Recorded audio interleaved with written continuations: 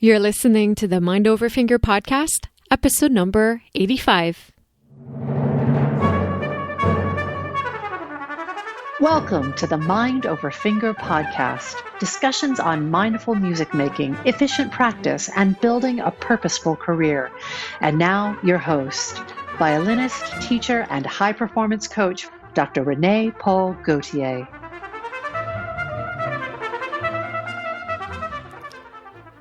Hi, everyone. I hope you're doing incredibly well today. In this episode, I speak with world-class pianist and composer Kenny Werner, whose prolific output of compositions, recordings, and publications continue to impact audiences around the world. In 1996, Kenny wrote his landmark book, Effortless Mastery, Liberating the Master Musician Within. Using his life experiences as a microscope into the artist's mind, Effortless Mastery is a guide to distill the emotional, spiritual, and psychological aspects of an artist's life. In the book, Kenny explores the barriers to creativity and mastery of music, showing that mastery is available to everyone. And he provides practical, detailed ways to move towards greater confidence and proficiency in any endeavor. Today, it's one of the most widely read books on music and improvisation, and it's a required reading at many universities. Kenny, without intention, touched off a revolution of inspiring musicians to do inner work on the mind, body, and soul in an attempt to upgrade their musical experience from the mundane to the profound. The book is also popular with artists of other mediums and business professionals. Kenny has also created videos, lectured worldwide, and authored many articles on how musicians, artists, and business people can allow their master creator within to lift their performance to its highest level, showing us how to be spontaneous, fearless, joyful, and disciplined in our work and in our life. Kenny was awarded a 2010 Guggenheim Fellowship Award for his groundbreaking work, and he continues to lead a very active performing and composing career. He continues to teach and give clinics in the United States and abroad, and he's the artistic director of the Effortless Mastery Institute at Berkeley. Not surprisingly, Kenny and I will discuss Effortless Mastery in this episode. I discovered the book years ago at a time when I was starting to reflect more intensely on my approach to practicing and performing. And it had a profound effect on me during this period of examining how to make practicing more effective and enjoyable. So I'm really excited to have had this chance to sit with Kenny and bring you this incredible content today. You'll hear about his journey leading to the exploration of effortless mastery, how the need to play well is the thing we should, yet will never surrender, how focus behaves like water, how to access our inner master and let that master play. We discuss fear-based practicing and performing, how detachment can help us play better than ever, and where lack of flow in performances come from. And Kenny describes what effortless mastery is in a nutshell. Kenny is an artist and pedagogue of great depth, and I know the things he talks about today could transform your approach to practicing and performing. Let's go to the show.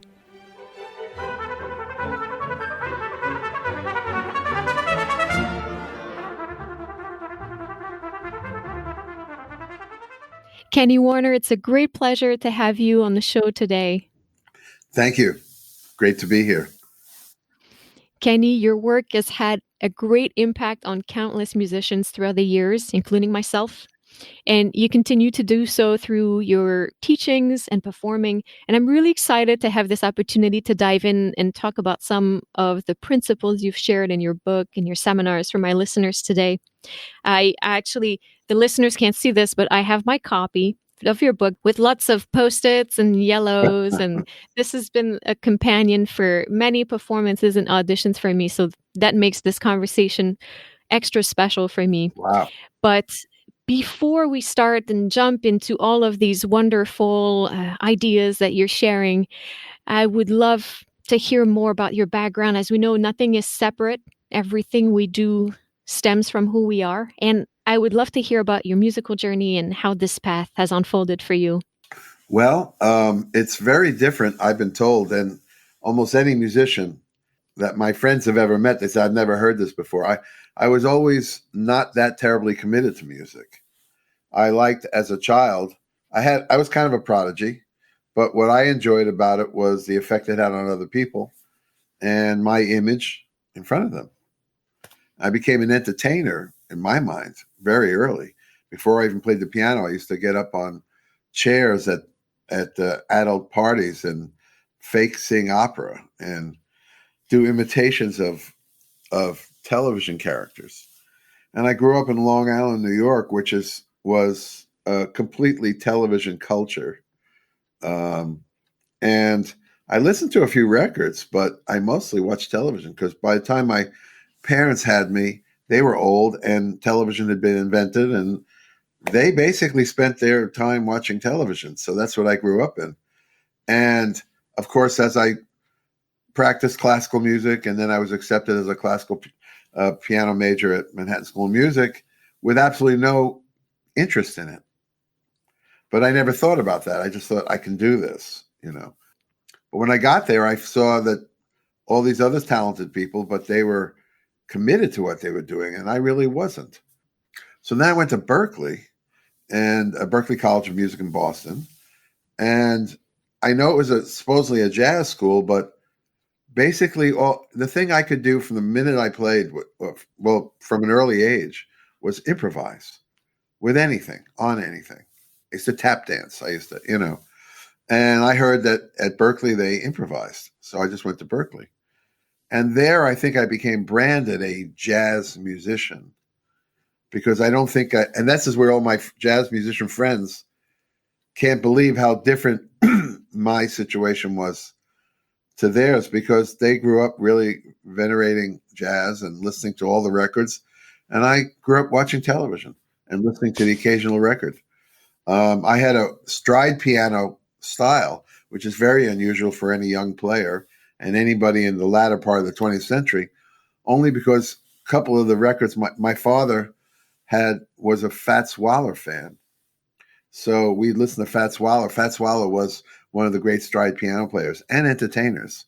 So that's the way I played. And then at Berkeley, I found other people that were kind of lost like me. And I found some great jazz musicians who are still my friends today. And so when I came out of there, I guess I was, like I say, more or less branded jazz musician, but without the attachments. So most of my life, I was felt guilty about not being attached to music the way everyone else was. But I had two major teachers that turned me around. One was Madame Charloff in Boston. She was a legendary teacher of pianists, but it was all about the spirit of touching one note. That's why I love your mind over finger, because she had me practicing one finger for like 3 months, how to drop the finger, and the arms defy gravity. And I didn't know what she was talking about. And I don't know. I think one time she said, "Okay, the next finger," and I almost fell off the bench. I don't know. It was like Zen in the art of archery. I don't know what I did to satisfy that, but it put me on a different path. And then my next teacher in Brazil was this guy who had a nervous breakdown, a classical pianist, and had come back to a very self-forgiving place. Mm-hmm.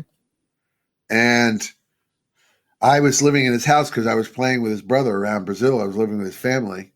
And he just told me to do this.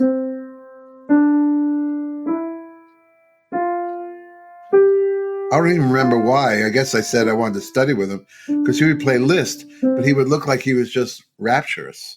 And he was barely looking at the piano. So he told me to play that in the left hand and the right hand, and then walk away from the piano for 2 weeks, which was very hard because every time you get to your instrument, there's a subconscious need to do something valuable on it. But I did it, you know. But after 6 days, I cheated and went to this party where my friend and his brother and I played. And I said to them, "I don't know what's going to happen. This is all I've been doing for 6 days. It was supposed to be 2 weeks, you know." And that's where I had the epiphany. I put my hands on the piano and they started to play without me.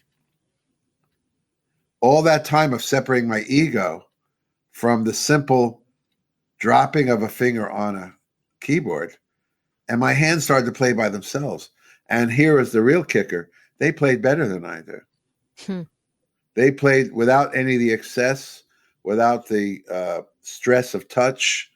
I was still a jazz player in training, so I always used to say it took 13 notes to find 8 good ones, you know. But suddenly everything was symmetrically perfect. My touch was like suddenly I didn't recognize my touch because they recorded it. And it sounded like Bill Evans, if you know who Bill Evans is. He was a great jazz pianist, but most known for his touch. And the balanced approach of touch came more from the consciousness of knowing exactly the material that he was playing. So he let the hands play them. And that had to do with the way he practiced. So I then started to practice from this, what I call space. And for the first time in my life, I found a way in. I had to almost start from this and go back to it from time to time because I had never really learned to practice. Everything I had gotten was just from this phenomenal talent I was given. I would just will myself to play better and rarely practiced, which can be verified by every woman that's ever been in my life, all the way back to my mother. Very, very rarely was I practicing, you know, but I was still evolving. After that, I found it was this block I put up to practicing. The same block I had to doing homework. I saw all the books at once. I didn't see one book. And even if I saw one book, I didn't see the page that I had to work on, or maybe I might have gotten in. So this space taught me to get in, and I started practicing, not a lot, but very efficiently, because it was all done from, as you had said, a mindful place. And if I lost a mindful place, I would get quickly overwhelmed, trying to do too many things at once. In my case, that would result in not practicing at all. So it set up a way of practicing that was so targeted on the thing you were practicing that it created ownership of the thing you were practicing. And the other thing is that I had to do in order to stay in that space is cut down the amount of things I was practicing, way down, so that each thing I looked at, I didn't have them thinking behind in my mind, I have 7 more things to do here. I could do just this thing this time and maybe sit down later and just do that thing. I wouldn't even often do 2 things in a row. I would do some practicing on one thing, then take a break and do. That's why it had to be down to like almost no more than 3 things. And since I was an improviser, it had to do with rhythm, harmony, and melody. I was trying to master the elements of music rather than the page, which is, of course, the classical player's absolute necessity. That's where the music is. So as I kept developing that way, I kept developing more and more effortlessness with more and more groove and precision. So I could be precise. I mean, anybody can be in the space. They just have to not care what notes come out. Mm-hmm. And that's like that wing that you were talking about in your philosophy, where it's all about self-love and mindfulness. And as long as you don't care what the music is, anybody can have this experience. And if anybody can have this experience, then non-musicians can have this experience.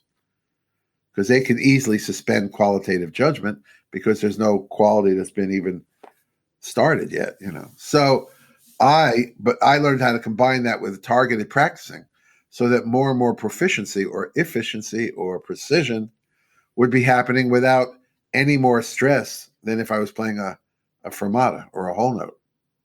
And then I observed certain players and noticed that they played rhythm with the same relaxation in their body that I played rubato. And then I realized, how could they do that? Rhythm must have gone from an external thing to a muscle memory. And then I started to practice, and teaching played a big role because a lot of the stuff I straightened out for myself while spontaneously articulating it for someone else. Mm. And what I mean by spontaneously is I may never said it before, and it was exactly right. So then I started to do it myself. And teaching has given me a lot more guidance as to how and what to practice because of my advice to other people. And so that's how it got to be today. Today, well, first of all, the first thing that happened is that style of music became irrelevant to me. It's been that way for decades. It had more to do with where my hands wanted to go. And if they had to go a specific place, like a piece that was written, then I have to practice. For a classical player, it means you have to practice the piece not just until you can manage it well, but until it more or less plays itself. Yeah. You know, you put your hands up there and that's what they do. So unfortunately, it's not realistic for all but the most naturally virtuosic people, because if you were to get to that level, you would have to cut down the amount of pieces you were working on. So what I developed is a parallel approach. You do what you have to do in the world. You have a repertoire to get together. You scuffle, you hate yourself, do whatever you want to do to get there, stress. But on a parallel, you're practicing the perfect practice. And you're practicing attaining absolute effortless mastery, which may only apply to 2 or 4 bars here and there, but they do have a collateral effect on that other more, ruckus way of practicing. So, and I found this all out as I was solving other people's problems as a teacher of some kind, So, could someone say, well, yeah, so now I sound like a master on these 4 bars, but when are these 4 bars going to come up? Then I had to think, and I said, well, play something else right now. And they went, wow, it was much easier. Yeah. Then I came up with this phrase only 5 or 6 years ago. It's not practicing what you're going to play. It's practicing for the effect it has on your playing. So while a classical player might very well have to practice what they're going to play, I mean, a jazz player does too. If they're given a set and they don't know the music, they have to practice the music. But this other practicing, which should go on in the parallel, is practicing absolute virtuosity.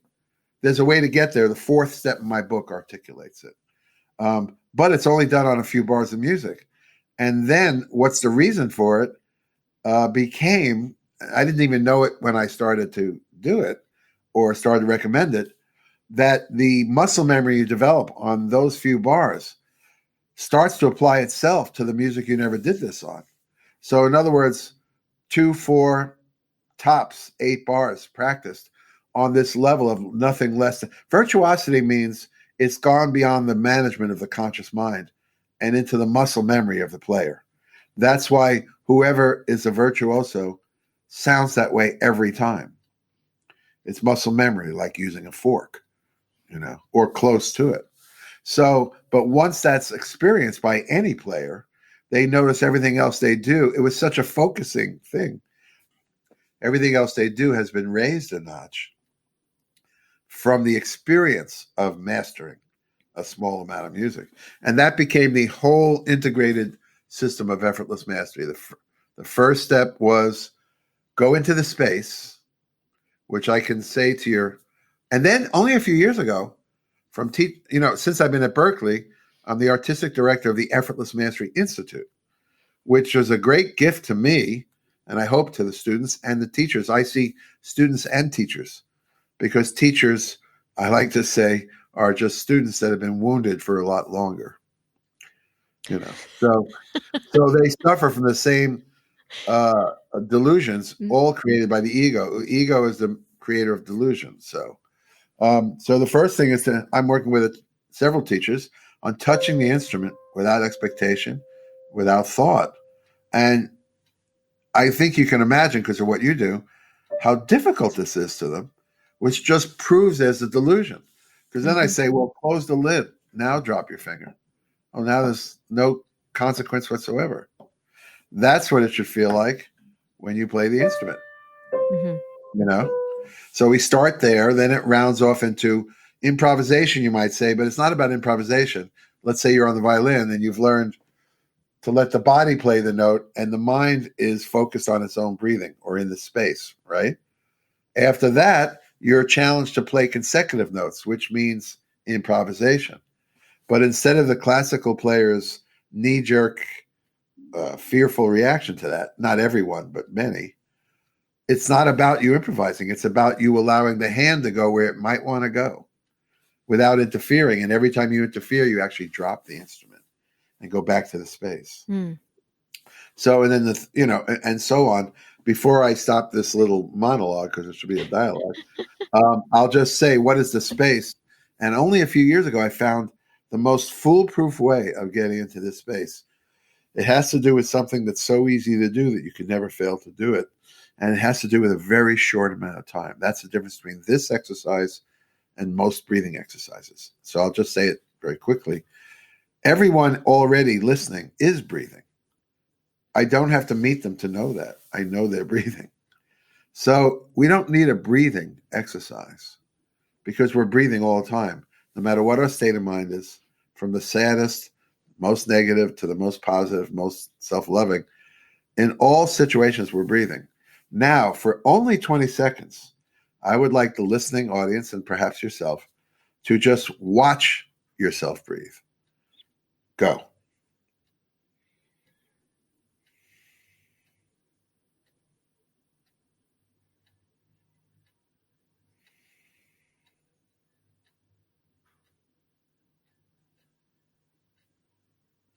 And stop. Now, because it was so short, even though you were given permission to stop, you're still in it. Mm. But if you had tried to see how long you could do it, it would morph into thinking again. That's right. Yeah. Now, from that space, now everybody knows what the space feels like. You would touch your instrument. And if you're not in the same place, you would take your hand off your instrument. And that's how to train getting the space or the superconscious mind. That part of the mind that's collected, or the universal mind, or your fondest spiritual aspirations. If you think Jesus is the source of your life, then why does he disappear every time you touch your instrument? Mm. Because at that moment, the narcissistic need to play well replaces everything. So whatever your spiritual root is, or if you just believe in the science of superconscious mind, you can never get there unless you surrender. And the thing that a musician will never surrender is the need to play well. So if you surrender that, anybody can play. So we get into the space, which is as easy as watching it. When someone tells me I couldn't get into doing the space after a while, I know they forgot how simple it was. Mm-hmm. And I say, well, let's say if I asked you to look out the window for 20 seconds every day, no matter how your life is going, would you have trouble doing that? Mm-hmm. Of course not. Well, this is no more meaningful than that. Just watch yourself breathe for 20 seconds, then go back to your problems. Mm-hmm. And this I have found is a seed that is small enough to get into the even thickest amount of delusion, or the Sanskrit word Maya. And all these things have happened now because I teach it as a semester rather than I used to go to schools like a lone wolf, do 2 or 3 days, bring up everybody's vibration and now expectation, and it would be lost in 3 more days. Now, we have semesters, and the whole thing has gotten much more focused than it even was when I wrote the book. Mm-hmm. There's so many powerful things you just said. I don't even know where to start unpacking. The last thing you just mentioned about these expectations, I can't help but think how it also shows up in our interactions with people. This is a lot of the problems happen when we have expectations on how people should behave or how they react to the things that we do. Same happens on the instrument. Well, what's really interesting is that every lesson that can be learned through music, these kind of lessons, can easily be applied to life. Mm-hmm. So what happens, most people, musicians, actually learn it better in life. In other words, let's say they have a meditation class and a Tai Chi class and a Qigong class, and they read, Kashmir Shaivism literature, or they have a guru. They take gigantic strides in their spiritual life. And the Maya, or the delusion of music, is so strong mm-hmm. that they can't find that when they touch their instrument. It all goes away, and suddenly it becomes about this need to play well. And the reason is because they've got this unhealthy link between how good they play and how valuable they are that day. Mm. So their value goes up and down like the stock market. But the main reason people can't let this go, no matter what they think it is, respect for music, respect for dead composers, which they could care less. It really is one simple thing. If I play bad, I'm going to feel bad about myself. Now, here's the problem. When I start a class, I say, think about a time when you felt like you really needed to play good. How'd you play? And most people kind of give me the thumbs down. They couldn't play. Mm-hmm. I'd say, now think about a time when it didn't matter for whatever reason. You were playing and nobody was listening, or You were playing with friends, or you had a beer or whatever, and they say, well, I played better. So in other words, when you cared about how good you played, you couldn't play. But when you didn't care, for whatever reason, you were tricked into not caring, you played better. And everyone went, yeah.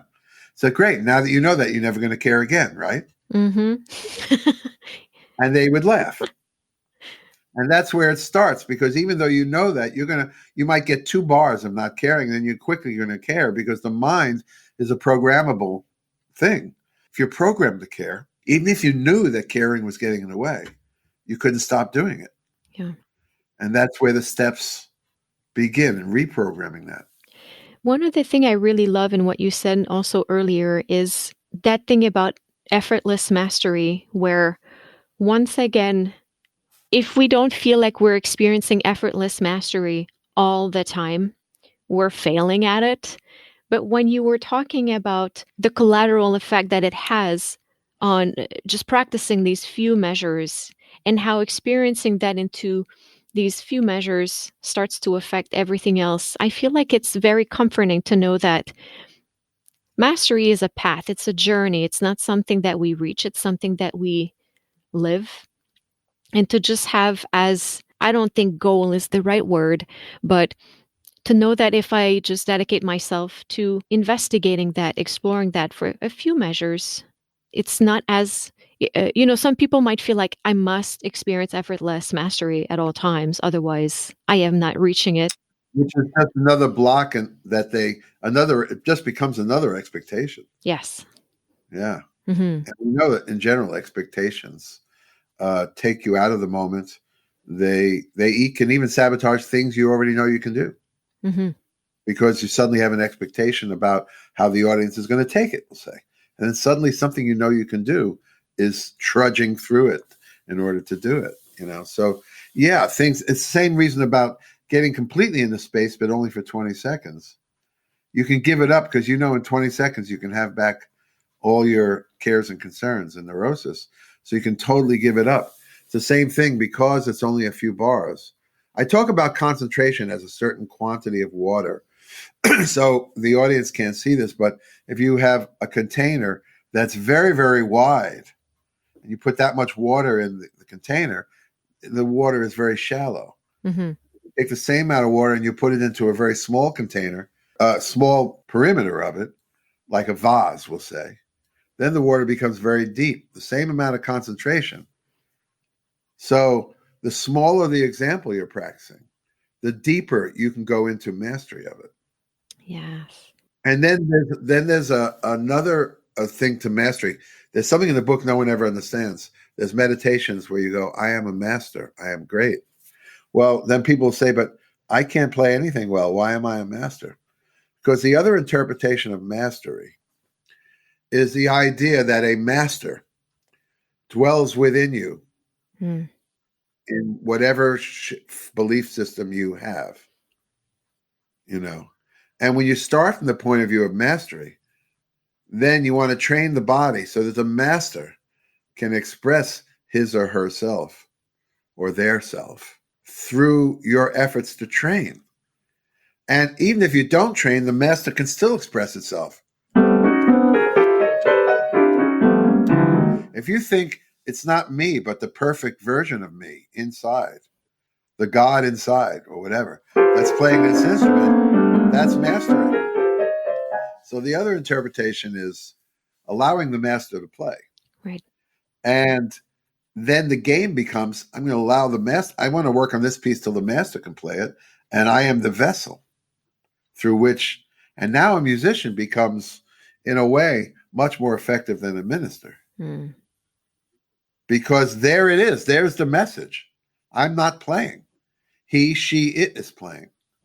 Whatever you believe is the power great. If you believe in nature, so you master the piece and then you let nature play it. You're part of nature. There's a tree and there's you. The only difference is the tree is not burdened with the kind of thinking we have. So become a tree, but the branches play this piece perfectly. Mm-hmm. And then what the people feel is nature flowing through you. I mean, and there's no higher power metaphor that doesn't work. If you think there's no higher power, then you're just arguing on the side of really mastering the piece, But I believe as soon as I play one note, I am receiving it, not playing it. When you make that transformation, it changes the whole perspective, what you can see. And then the only thing, once you realize that music is something you receive by allowing the body to play the instrument, and then you, the consciousness, receives it. And then if you obliterate the idea of bad and good, which non-duality is one of the highest principles of any spirituality, whether it's Indian, Hindu, the equanimity of good and evil, and still keeping your focus in one place, or even in the Bible, if thine eye be single, thy sight be divine. So why does that apply to everything but music? Oh no, bad music is ungodly. If you get rid of this delusion, anybody could play. And I believe when someone that experiences that for the first time, I believe it would change everything in the outer life. And the music itself, the ability to play the instrument, which the piano or the drums would be the most natural thing, because it takes no expertise to play them immediately.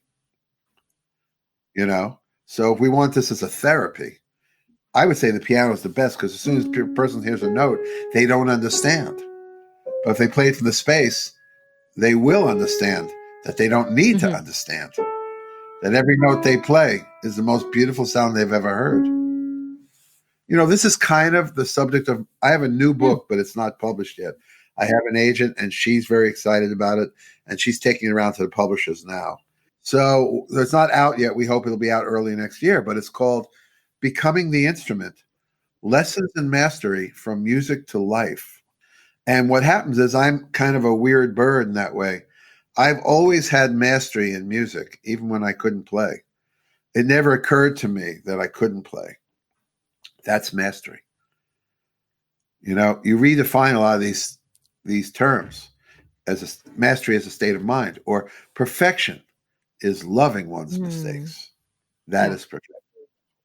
And then it's very much along the lines of Hindu, Jainism, Christian mysticism, the Kabbalah, it's along those lines. So this book, I'm giving lessons that I've clearly learned on music and that I'm admitting I'm still a student of in life. Right. If I could live the way I play, I would be a guru.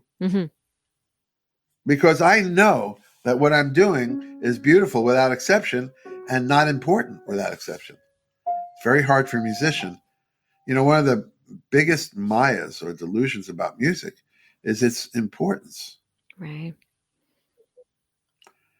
I can tell you what's important. If you put a bag over my head and I couldn't breathe, inside a minute, I could tell you what's really important.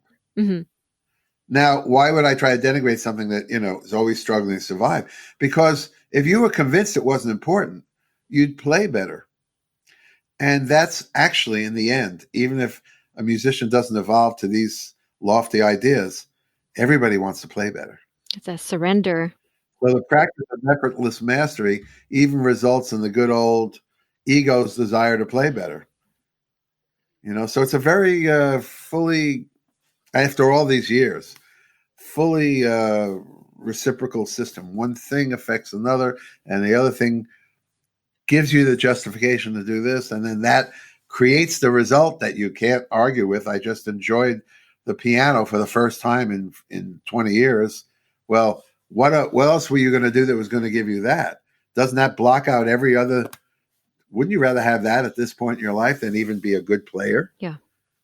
Some people spend their whole lives trying to be good players and have never gotten the joy of music. So at a certain point, I say, I'd like to know what the joy of music feels like. But in order to do that, you have to take your eye off of this constant neurotic need to rate yourself as a player. Because if you don't think you're a good player, then you don't think you should experience any joy. Right. So, sometimes it becomes like that. So many of the things that you talk about now, I see how much they've stayed with me all of these years, because one of the things that really struck me all of those years ago, reading the book many times, was those things you talk about in terms of fear-based practicing, fear-based performing. And that is so true when you talk about enjoying practicing, enjoying performing. That's a big part of what I teach in the deep practice model is how can we enjoy practicing? I have a series of questions that I find are very efficient in helping students and clients solve problems. And the last question, which I know they're always going to be tempted to skip, that I tell them, please do not skip this one. It's very important. And the last one, sure, identify the problem, find solution, all of this. That's good. The last one is, how can I enjoy it? How can I enjoy working on this passage? And I have found that for me, especially at a point when you reach a road, you're working, things are stressful, and you say, I haven't had fun in weeks. Why am I still doing this? And then you realize that anytime that you're with your instrument, there are ways to make this meaningful. There are ways to make it personal, and there are ways to have, enjoyment in what you're doing. I love what you say in terms of this is the most beautiful note I've ever heard, because if we approach practicing from that standpoint, then it all becomes a completely different experience. There's one thing about that I hate to say the word disagree, but when you're practicing, you're using a certain part of your brain. Enjoyment is not, it may be too much to ask. Focus what you want. That's why you narrow the amount of bars, or even how this note goes to that note, because if you don't find the muscle memory from this note to that note, it will never feel good encased in a phrase. You get that focused on what is blocking, and enjoying it is the fruits of that practicing. Yeah. So I always say, and then what happens is, why haven't you enjoyed it for weeks? Because you've only been, even when you've been playing, you have been infected by the virus of what you experienced when you were practicing. Even though you're playing, you're still judging and controlling. And so I really, just like when the people aren't seeing us right now, but we have a split screen as we're looking at each other, talking to each other, split the screen. When I play, my only job is to love every note that comes out of me, bad or good. You can't make it a qualitative thing and ever achieve that. You must surrender. For a human, in order to find liberation, there's a great deal of surrender. So I think every spiritual path will put that in some kind of language. And you have to surrender consequences. So a person says, well, I'm in a really devotional state of mind now. My finances are okay. I didn't lose my job. Blah, blah. And then suddenly things go wrong and everybody becomes agnostics. All of a sudden, oh, is there a God? Well, if it is, why is he doing this to me?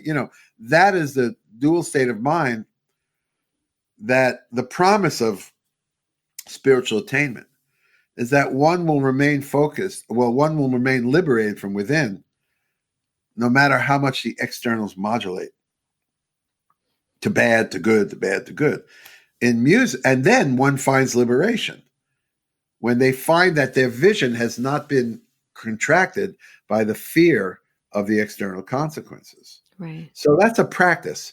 I'm sure some people get there. Most people don't get there, but they incrementally grow in that direction. If that's the ultimate goal, is to see the Shakti, or the life, the God energy.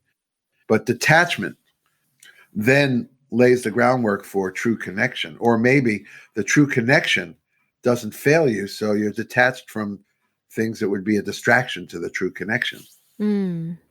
So you take that all back to music, and making the true connection is what's important. Playing good or bad is just external circumstances. But of course, from that place, you play better than ever, and on a very profound level, because music is not the message.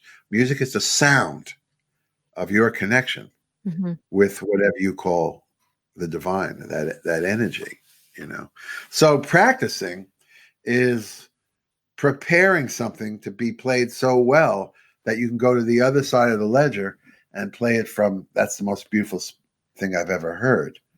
But it may be too, in fact, I'm sure it's too distracting to try to bring that philosophy into a purely mechanical situation. What you can do is retain a sense of self-love when you're practicing, just like you can retain a sense of self-love when you're working on your car. That is a state, but focus is the main quality of practicing. Mm-hmm. Total self-acceptance is that. So in other words, let's say you've practiced it and it goes wrong during the performance. That wouldn't matter, because the point of performing is self-love and self-acceptance. And you've cultivated that regardless of the circumstances. So you see, now it's not duality anymore. Yes, I'm grateful if I played well. Mm-hmm. No, you develop a gratitude that's not connected to playing well. But the paradox of that, Renee, is that you never play badly again. And if you do, everybody thinks what you did was preferable to the original thing. Mm-hmm. The great thing about jazz is that whenever a musician was in that state of mind, it became the new music. Yeah. And I suspect in the classical world too. It's just that the classical world now is far more weighted on the performance. You don't hear that much about the composers, the living composers, and what they're doing. I'm sure the innovations are still happening from different ways, but that music is rarely played in public. In jazz, the player is usually the composer. So if they can attract people by their playing, they're also going to hear their compositions. Yeah. And as it was, I'm sure, 400 years ago, 300 years ago. But now the performers are only performers. So the reason I bring this up is that you can hear the evolution of the consciousness of the performer through his compositions, and he can change the music through his compositions, but you can't, because you're already playing someone's composition. And for the orchestra or the opera to survive as a company or whatever, you're probably playing the hits as much as you can in order to afford to actually take a chance on something that's actually happening in the day. But in jazz, it's still this way. Mm-hmm. So what happened was Thelonious Monk, for example, would play stuff. This is what I was trying to get to. Thelonious Monk came along, and the piano was played much more cleanly than he played at that point. Even the beboppers just had much more fluidity in their right hand. And he comes along with this hunky-clunky kind of rhythm thing, and just these long kind of raw lines down or up that are certain finger combinations. And his blanket, except the state he was in, was so devoid of self-reflection while playing. Mm-hmm. In other words, he would never get in the way of what he was playing. He was the instrument. And whatever was motivating him, it could be anger that he wasn't discovered quick enough. It could be, they actually postulate these days that he might have been bipolar. Mm-hmm. But whatever it was, whatever he was doing, it absolutely was expressed on the instrument without any interference from coulda, shoulda, woulda, you know. And so what happened was, let's say there was, I always like to tell this fake story. Let's say there was a musicologist that was teaching at Columbia. And that day, the musicologist said, whatever you do, don't ever do this, Don't ever do that, because it's absolutely clashes and blah, blah, blah, blah. And he goes there that night and Monk does it. And suddenly the guy is like aware that he loved it. So by the sheer force of the personality of the player composer. And also jazz musicians compose on a song. So you could be playing someone else's song, but they're composing on it. They're improvising. And by the sheer force of their connection, Mm-hmm. it becomes the new music. Yeah. So that is very inspiring in music, and of course, very frightening in politics. Yes, indeed. But that personal human power is available in any arena, and it's very advantageous. I think if you're a CEO, it's great to have this luminosity from within, or if you're a manager or whatever. But in certain situations, it's been a nightmare, Yeah. all through history. Yes. So we're getting very far afield here, I'm afraid. I know this is also powerful, and I hate to take you back, but you were mentioning earlier 4 steps of that effortless mastery. And for the listeners who haven't read your book, first of all, I think they should definitely procure themselves a copy today. Would you mind just walking us briefly through these 4 steps? No, sure. The first step on whatever instrument is first to go into the space. Now, before we watch ourselves breathe for 20 seconds, as simple as that was, everybody should understand that's the space. Mm-hmm. Trick is, if you're really just watching yourself do it, like looking out the window, if you're watching yourself breathe, you can't think. And if you're thinking, you're not watching yourself breathe. And even if you suddenly think, wow, I'm not thinking, you're no longer watching yourself breathe. Mm-hmm. So you practice the space. However you get into it, maybe there are good meditators out there, but they certainly don't retain that when it's time to play because that old narcissistic thing comes up. Am I worthy? So whatever method you have, I mean, you could use that 20-second thing because I like to say it's so simple, even an American could do it. But anything you use or staring at a spot on the wall, you get into a space where you're not thinking and maybe staring at a spot on the wall and watching your breath go in and go out. And while you're in that more natural state, the hand reaches over, either picks up the instrument or in the case of the piano, reaches over to the piano. And with the fingertips touching the keys or with the violin there and the bow poised to play, you make sure you're still not thinking, that you're still not thinking, I hope I sound good. Because this is a training of the mind. So the first step is literally learning to play a note without thought. And as soon as you think, you drop your hands. So you're not training your hands yet, you're training your mind to stay out of the way. So once that becomes as ridiculously easy as it actually is, and the only reason someone would think of it as some kind of epiphany is because they've tried to manage it and control it all their life. Here's something: dropping a finger on an instrument or one down bow, regardless of what that sounds like, there's absolutely no consequence whatsoever. And yet it really takes the professional a while to realize that. So that's why we take one note at a time. We do one note. If we're still not thinking, we do another note. If we're still not thinking, we do another note, maybe in succession, so there's no choice involved. And as soon as we like what we're doing, even, we drop our hands. Because it's about playing without the conscious mind. Now, once you've achieved that, we turn up the heat a little bit. The second step is moving around the instrument. Let's say you would commit to a certain cadence of quarter notes, we'll call them, but it doesn't matter. You'd be thinking immediately. Mm-hmm. But what I would keep reminding you is that you're not playing them.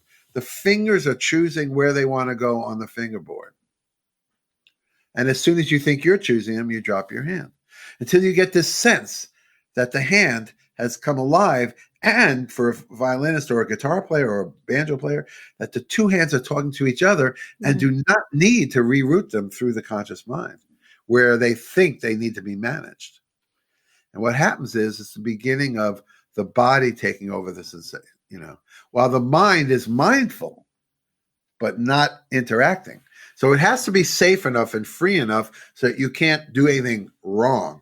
That's why the second step is moving around, but it's not what I call free improvisation because, there's a style of jazz called free improvisation, free jazz. But that's a real joke because most people try to play free jazz correctly. Mm-hmm. So what's free about it? There's only one kind of free music free from self-judgment. And in that case, period music or Bach or Vivaldi could be free music. Right. If you're free of self-judgment, that becomes free music.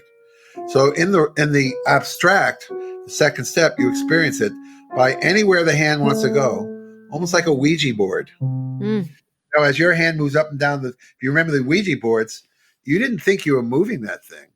Mm-hmm. You believed it was moving after you asked it a question. So you see, there's another example of when you reprogram where your faith is or where your belief is, you can change your whole life. So if you believe the hand's going where it wants to go, because spatially, you start regarding the violin purely spatially, and no note is suggestive of anything. And when it is, you actually drop your hands. Mm. And there's another way the other way you do it for a chordal instrument. There's 3 ways. One is you move your hands.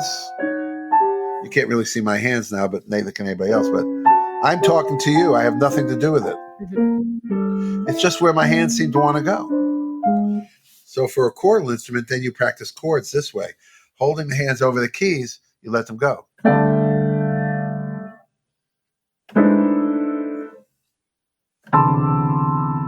And as soon as you respond in any way, you stop, you drop your hand. But once you get to the point where you're not part of it, you realize that this is all there is to playing chords. The hand is up, the hand drops down. Mm-hmm. And the third way, which you can do on the violin, is to play very fast without any true notes at all, if necessary. Your goal is to wiggle the fingers as fast as possible. I call it practicing flight without flight patterns. Mm. And it's like this.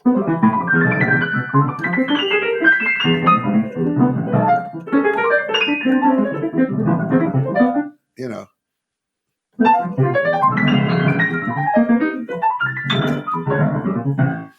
So those are the 3 abstract ways the instruments. So you might be going, like that. And the bow might be on the right string. It might be not.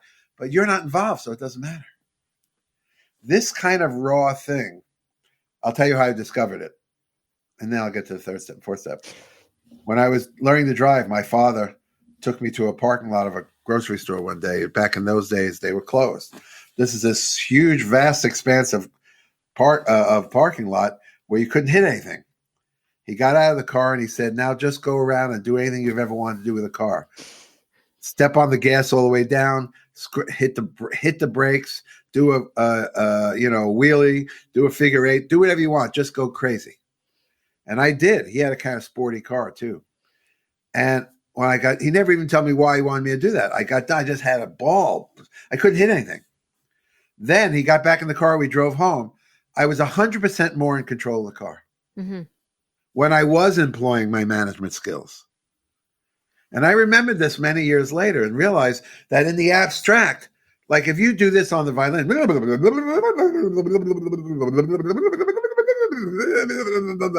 whether it makes sense or not, drop your hands, go back into the space, and then just play anything. And for a moment, you'll realize, wow, this is so easy. But I kind of discovered this stuff by taking lessons. I told you the new name of the book, right? That Becoming the Instrument, Lessons from Music to Life. So how would a person do that in their life? Act irresponsibly enough so that when they bring the controls back, the controls are more effortlessly mastered. So that's the 2nd step, moving around. The 3rd step, now you've really learned how to keep your mind out of the way. You take a piece of music that you really know, but I mean really know. Most people don't even know what that means because if they can play the piece correctly, they think they really know it. But if I ask you to play it from the space, you might find out that you don't know it. So usually we have to pare it down to something, if it's just this, fine, but it's something real, not something abstract. I mean, real music of some kind. And once you find it, you go into the space and you let the hands play it. And as soon as you get involved, you drop your hands. See, it's the same thing. Now you're actually playing material, but starting with material you really know, so that if you leave the hands alone, they will play it. Everybody has, even if it's a C major scale. The idea that you weren't part of it is what the instrument we're trying to build. From this point on, it's keeping the mind out of the way so that the body can be trained to be the sharpest instrument possible. The instrument that plays the instrument. But we couldn't have done that if you couldn't not care for even one note, which was the first step, you see? So it takes 2 steps to get used to. And I really do wait until I think someone's used to it. They can do this. And the mind is in, when you take your mind, like even when you watch yourself breathing, you are making a connection to a higher source. So when you steer yourself away from the conscious mind and into that space, or mindfulness, why is everybody talking about mindfulness now? Because mindfulness, first of all, it lets go of the crowded, corrupted wasteland of thinking through mindfulness. And then the big spiritual question, I'm mindful. Who is the one? When you become mindful, you sort of witness yourself doing things. You become mindful of others. You are witnessing them rather than being affected by them. The spiritual question is, who is it that's witnessing it? And so by becoming mindful, it's actually the first step towards union with the universal mind, or a union with your deity, whatever that is, or a union with your creativity. The thing is, it translates into all languages, that which is beyond the conscious mind. And everybody knows there is something. When you disengage with the conscious mind, you become mindful. Yeah. And the person that's becoming mindful is a lot more, putting it in religious terms, godly than the one that's trapped in the, if you're sitting around thinking about what's going to happen with the pandemic, for example, everything is useless about what you're doing because you have no answers. All you're doing is ruining this moment, because this moment you could be doing something meaningful, but you're not in this moment. You're in the future. And you're creating anxiety or depression. Now everybody knows that, but how do you not do that? Because the one thing you can't do is try not to think. Because I like to say my ego is smarter than I am. I'll just try not to think and it'll find a way in. Usually it'll say, wow, you're really doing good not thinking. And I go, yeah, I am, aren't I? Next thing you know, I'm thinking, Yeah. So you have to just refocus away. It's like after the first Trump-Biden debate, they decided to mute the microphones so that one could not interfere with the other, or if they put a glass between them. You can do the same thing with your mind.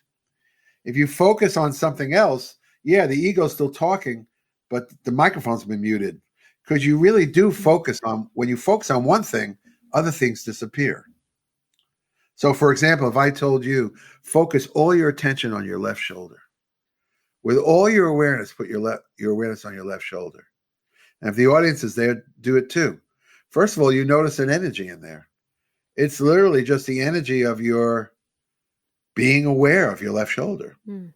Or it's Shakti, it's whatever you think it is.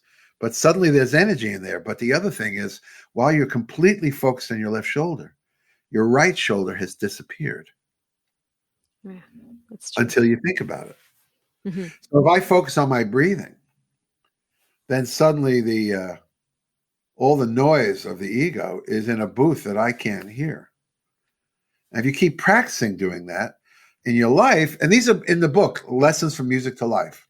So what I learned in music is if I learn to focus on the space, then every note I play is the most beautiful sound I've ever heard. If I focus on how good or how successful someone else is, I immediately feel ungrateful. But that's in the conscious mind. So in life, let this seed I'm talking about becomes this. You're worried about things you can't control. The pandemic, the economy as a result, your career, blah, blah, blah, whatever. Or you start thinking of what somebody else had, or an investment. If you knew you should have made that investment, if you didn't make that investment, the whole body starts to feel like its gravity is increased. You go, oh man, I've been down this road many times. This never ends well.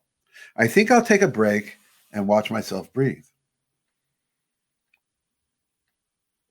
And every time I do it, I become a little more divine. This is so simple. I like to say, even an American can do it. You can have a chicken leg in one hand and a bottle of beer in the other. And I said, hey, and you're watching the Super Bowl, are you breathing? And the guy goes, yeah. Watch yourself breathe. And suddenly he will be that much closer to his essence. So it's very important that be something everybody can do, because even the laziest among us may have aspirations, but they can't find a way in. So once you find that place, if you're a musician, you want to share it with the instrument. If you lose it, if the purpose of that particular exercise don't do it with your whole life, it'll be a disaster. You're not ready. But when you're doing this exercise, do this exercise. And for this exercise, while you're watching yourself breathe, you're not thinking. And while I'm breathing, somebody's over here playing an instrument, my left hand, right? Mm-hmm. And as soon as I get involved with that, if I get involved with it, which I never do anymore, because it's never me playing anymore, then I drop my hand and go back to the space. So now, can you play a piece that you know very well while being in the space? Maybe you can play 8 bars of it. It doesn't matter, but now you're on the runway, if you're a professional musician, of being able to at least play what you know with more flow than you ever imagined. Because the lack of flow doesn't come from not knowing the piece. It comes from caring about the piece. Yeah. So now you're finding out what it feels like to play it without care, and you're realizing that flow isn't just like something that happens to you, like winning the lottery once in a while. You don't know why it was there that day, and you don't know why it isn't there today, and it's certainly never there when you want it to show it to somebody else. Mm-hmm. But now you're practicing being flow. That's all you're about. There's no more duality. Well, you haven't gotten there yet, but that's what you're practicing. So you're in the space and the hands play the piece, or the piece plays itself. Once you have learned those 3 steps, you're ready for a lifelong practice in the 4th step. What is it you can't do? Maybe those 8 bars do play themselves, but and it's certainly always the first 8 bars, because people are guilty of starting from the beginning way too often. Even if you tell them to practice spots, they'll still way more often start from the beginning. So it's no accident that even a child plays the first 4 bars the best, and then it decays because the teacher never said to just play the top of the second page all week and never go back to the beginning. Right. So you see, you can refine a whole new paradigm for teaching when focus is the thing you're developing, and that focus can be transferred from music to life. So the 4th step is practicing something from the space. In other words, and there's a thing in the book which you've seen, it's called the learning diamond. Mm-hmm. And basically there's 4 ways you can practice a technical spot. And 4 goals, I should say. It's a diamond because at the top is effortlessness. Suddenly effortless becomes the most important thing because it'll become your teacher. So let's say the other 3 things are playing it correctly. And then we'll say playing the whole example, and then playing at the right tempo. In order to achieve any 3 of them, you have to sacrifice 1. And the one you never sacrifice is the top one, effortless. That will guide your practicing. So let's say I want to play the whole example perfectly. What am I going to give up? Tempo. But how slow? That it's not a revelation to tell somebody you should practice something slow. Mm-hmm. Ego is usually still involved, and it's not slow enough. Ever. It's just slow enough to be playable, not slow enough to experience mastery. So the equation is this. How slow should it be? As slow as ... from the space, or effortlessly. That might mean ba da da dee dee, and you are in the space. Mm-hmm. The hands are registering. It's almost like entering the data. So then let's say you want to practice it at the right tempo and you want to play it perfectly. And of course, effortlessly. What do you have to sacrifice? How much of it you're going to play. But we know to play little phrases, but maybe how much can you play? As much as ... from the space, or effortlessly. That might be 2 notes. You might go, play the first 2 notes. Da-da. There you go. There's mastery. Yeah. You feel that? Now add a 3rd note. Da-da, oh, now you feel the difference between mastery? Now just play the 2 notes, the 2nd and 3rd. Da-da, that was easy, right? When you put the first note back, da-da-da, okay, now go into the space completely and let the hand mess that up. Da-da-da, and suddenly the hand found a choreography or an ergonomic way of playing that you had never discovered because you weren't ready to go that small.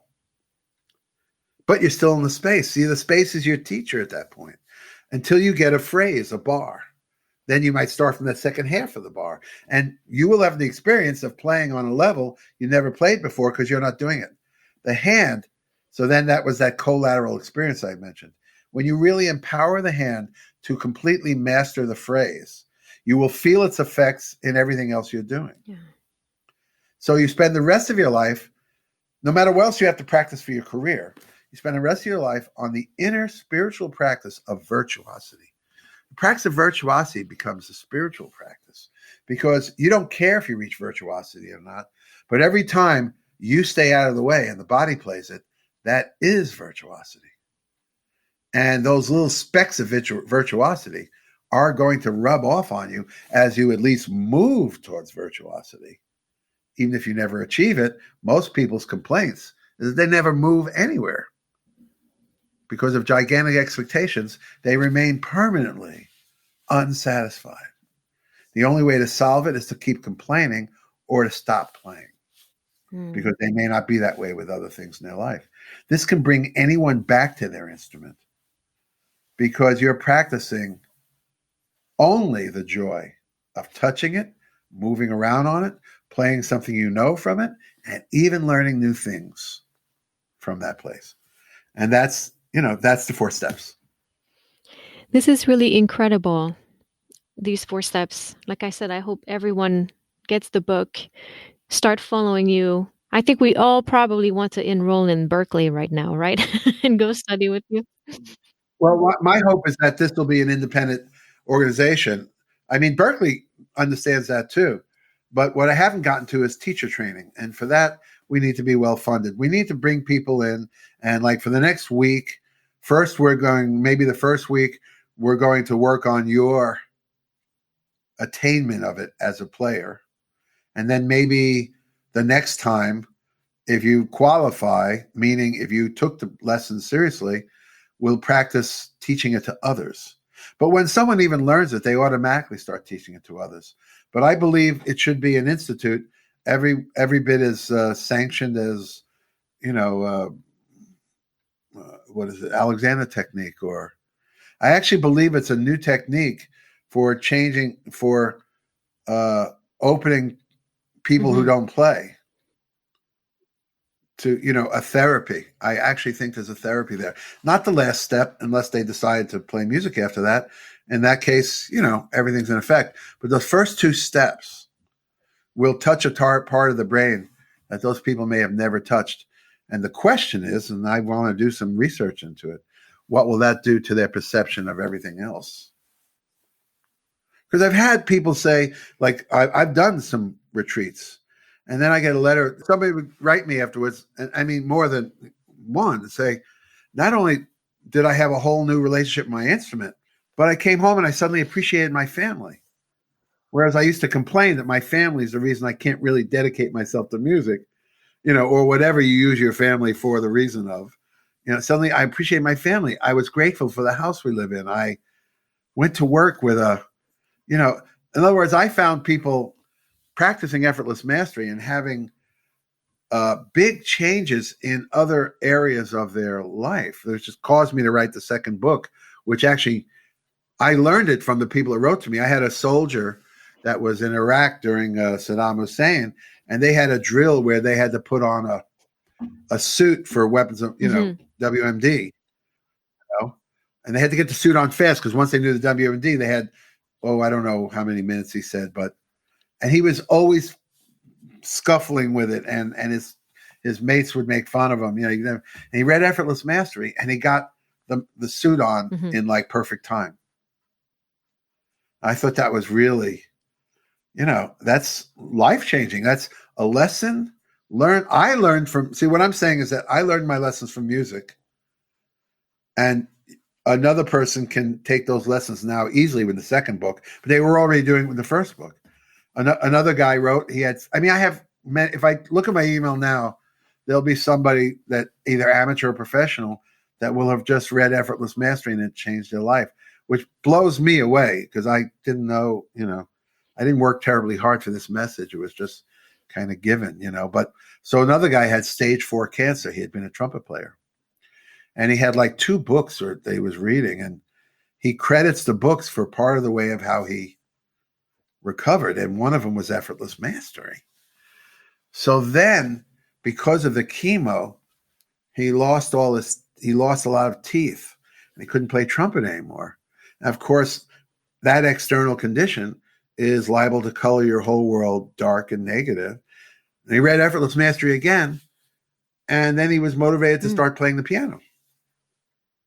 And he was enjoying playing the piano. I mean, these are things way beyond the scope. I was just trying to help musicians get out of their own way.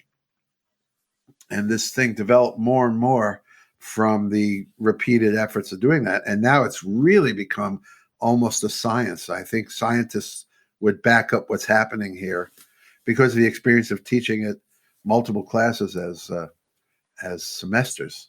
And the next thing that would be wonderful is to make sure people really got it. And then when they were teaching it from experience, at least to start with. It would be nice if the first 10 teachers that went out there could demonstrate it. Eventually, people teach things that they haven't even mastered themselves. That's just life, you know. I mean, how many people do you take instruction from on certain things that they haven't mastered themselves? But I always say music used to be taught by masters, not people with master's degrees. Yeah. Yes. You know, so the inevitable will happen, but it would be nice to send out some teachers that could demonstrate mastery in their lack of mental noise and the resultant resonance of their music, you know, and then they teach, and, you know, so those are the goals for the future. We really want to find someone that believes this makes the world a better place. Mm-hmm. Sign me up. I want to be one of your teacher trainer. Okay, you certainly will. You certainly will. That would be great. You're already, you know, what you described to me, what you're doing shows a perfect understanding of it. That was beautiful. Kenny, I'd love to keep talking with you all day. In conclusion, is there an actionable tip that you'd like to share with the listeners today? Yes. Just start with that 20 seconds. Whatever you're doing, whenever you think about it, whatever you're embroiled in, stop for a second and remember it's simple and it's meaningless. Don't give it meaning or else you won't be able to do it. This is what you say. You don't just start watching yourself breathe. You go, I'm already breathing, so nothing important is about to happen. For 20 seconds, I'll just watch myself do it. It couldn't be easier. Let's just leave everybody with that. That is the seed that grows into all the vines of philosophy and action and spirituality that we talked about. Just watch yourself breathe for 20 seconds, then forget about it. And if you were neurotic before it, feel free to go back to your neurosis. That's very powerful.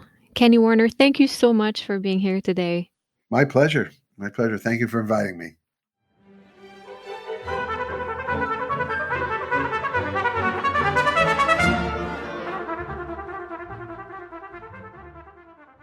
Thank you guys so much for listening. I hope you enjoyed this conversation with Kenny Werner. This is the last interview of 2020, but I'm working on a little Christmas bonus episode for you coming out next week, so make sure to tune in. Also, a big shout out to those of you who left incredible reviews on Apple Podcasts and Stitchers and kind comments on YouTube. I truly appreciate you taking the time to write those kind words, and it makes the hard work completely worth it. Thank you so much. As always, you know I want to know what your favorite takeaways from today's conversation were, so get in touch with me and let's keep this discussion going. I'm Mind Over Finger on both Instagram and Facebook. And of course, you can find me at mindoverfinger.com, where you can read the show notes for this episode and find more information about mindful and deliberate practice. While you're there, make sure to sign up for my newsletter and receive your free guide to an exceptionally productive mindful practice. Also, I hope to see you in the Mind Over Finger Tribe, my private Facebook group where I pop in once a week to talk about mindful practice and answer your questions. It's a great community, and you can find it at facebook.com/groups/mindoverfingertribe. So that's it for today. Again, thank you, and à bientôt.